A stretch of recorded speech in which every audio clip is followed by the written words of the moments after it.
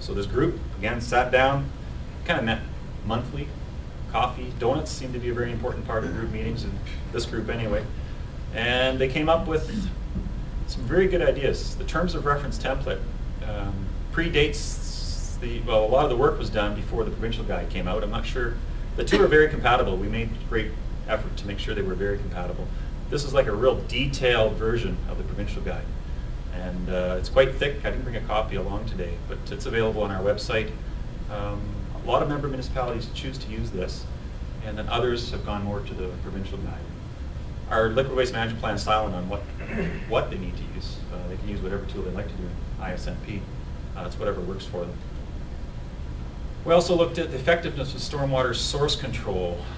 We were starting to push the idea of dealing with stormwater on site, and some were saying, does this really work? It seems like a lot of effort to go through it. It really upsets a lot of our developers and taxpayers. Is this worth it or not? And so we did this study.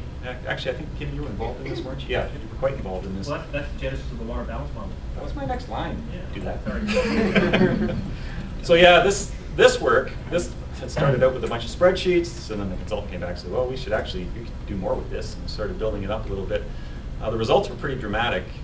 Effectively, they showed with very intensive use of on-site rainwater management. We weren't using that word yet, but with the very intensive use of on-site rainwater management, yeah, you actually could deal with all your rainwater on site. It was doable.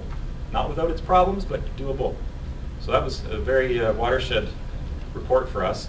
And like Kim said, it led on to bigger and better things with the water balance model.